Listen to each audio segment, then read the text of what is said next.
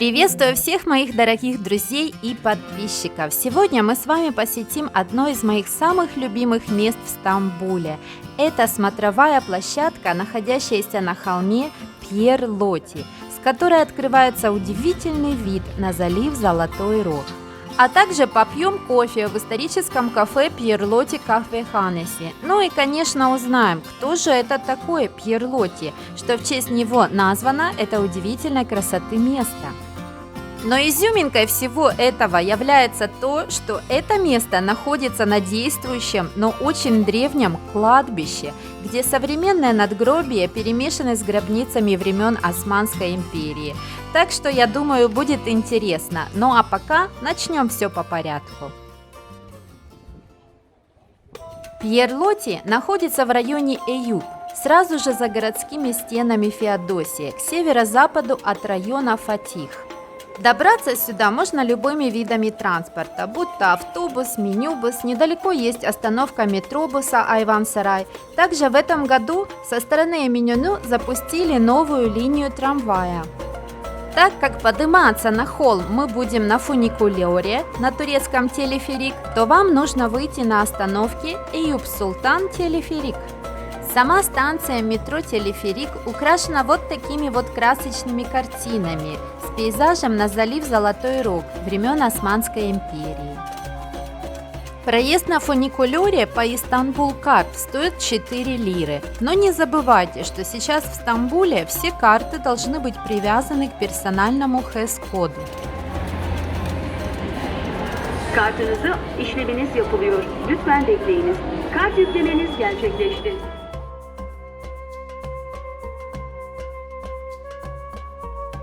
Я советую посещать это место среди недели. Мы приехали в понедельник, но на станции все равно была очередь, и нам пришлось подождать минут 10. Kerim kalmadı. Kalmadı değil mi? На линии канатной дороги Eyüp-Pınar работают всего 4 кабинки, по 2 на каждом маршруте. Burada 3 kişi oturuyor değil mi? Daha az. Bak öbür kabinde sadece 4 kişi var.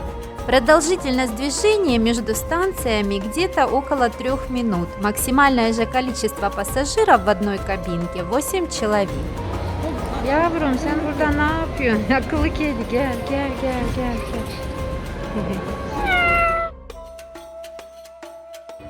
Подождав нашу кабинку пару минут на платформе, мы начинаем 3-минутный подъем на холм Пьер-Лоти. Практически весь подъем проходит над кладбищем Эюп, история которого начинается с постройки мавзолея и мечети Eyüp-Султана после завоевания Константинополя в 15 веке. Также нашему взору начинает открываться с высоты птичьего полета залив Золотой Рог.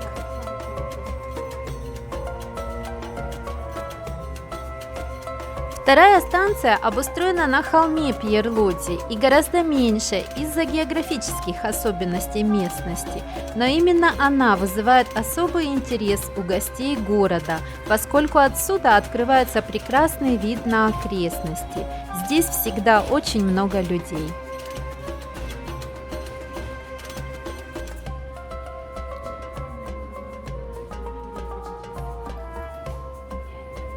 Если не хотите толкаться среди такого большого количества посетителей, мой вам совет – приезжайте сюда пораньше. Канатная дорога работает с 8 утра. Выйдя со станции метро, вы практически сразу попадаете на смотровую площадку Пьер-Лоти. Это одна из самых известных и популярных смотровых площадок в городе. Именно сюда стекаются люди, чтобы полюбоваться великолепным видом залива Золотой Рог и окружающих его древних районов Стамбула.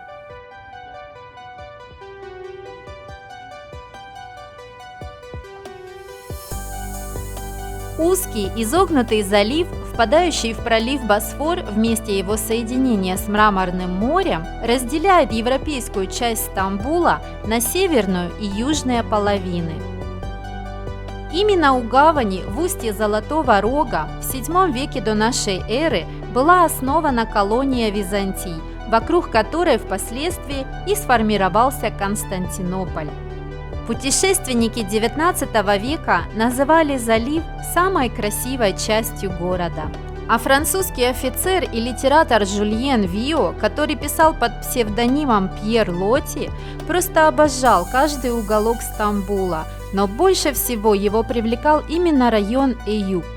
Именно здесь он написал свой дебютный роман, который называется «Азияде» и повествует о несчастной любви турецкой девушки и французского офицера. Сюжет очень напоминает автобиографический, ведь Пьер и правда был влюблен в турчанку. Молодая женщина, обладательница зеленых глаз, выпрямилась, и я увидел по пояс ее стан, окутанный накидкой, спадающей негнущимися складками. Зеленый шелк одеяния был расшит серебром. Белая вуаль окутывала ее голову, оставляя свободными лишь лоб и большие глаза. Зеленый их цвет напоминал цвет моря, воспетого поэтами Востока. Так я впервые увидел Азияде. Эту историю он писал, сидя в кафе на вершине холма, любуясь видами города и закатами. Впоследствии и сама возвышенность, и кафе получили имя автора и стали называться Пьер Лоти.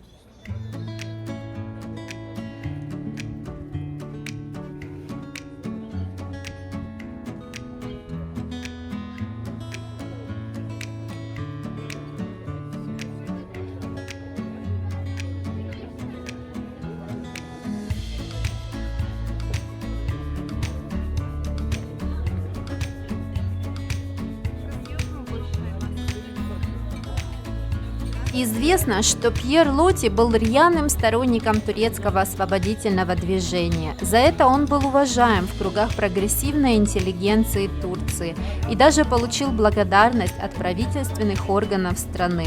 А в 1920 году его самого удостоили титула «Почетный житель Стамбула».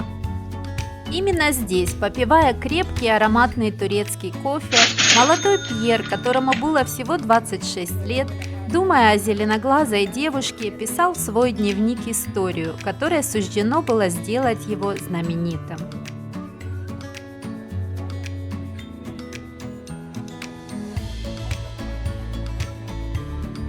Ну а мы, подбодрившись ароматным напитком и немного расстроенные тем, что даже в будний день из-за наплыва посетителей не смогли найти столик с видом на пролив, отправляемся гулять дальше.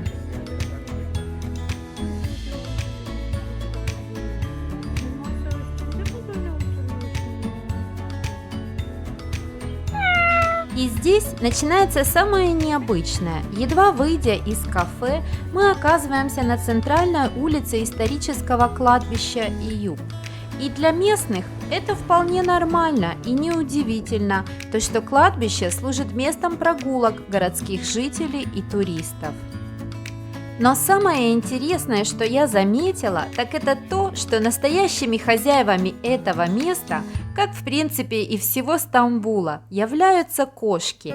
Они везде, свободно расхаживают по улице, спят на столиках в ресторанах, живут в мечетях и мавзолеях. Ну, в общем, куда бы вы ни пошли в Стамбуле и где бы вы ни находились, поблизости всегда окажется пушистый сосед.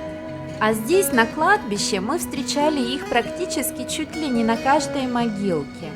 Замечательно то, что везде был свежий корм и сооружены специальные поилки с такими вот табличками-просьбами содержать поилки в чистоте и заботиться о том, чтобы вода всегда была там свежей.